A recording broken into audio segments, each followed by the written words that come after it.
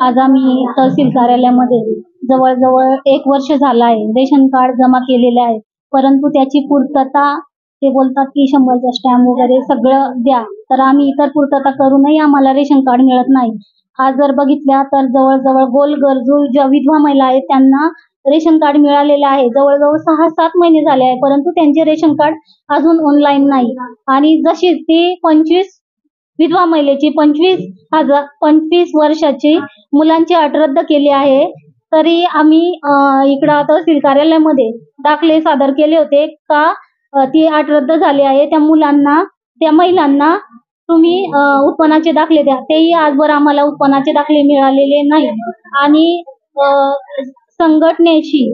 संस्थेची जे महिलांचे आमचे फॉर्म होते संजय गांधीचे जे पूर्ण झाले होते त्याच्यावर आम्ही सह्या आणायला गेले होते, तरीही तलाट्यांनी आम्हाला त्याच्यावर सह्या दिल्या नाही. ज्याही महिलांचे नुकसान झाले आहे त्या तलाट्यांनी भरपाई द्यावी.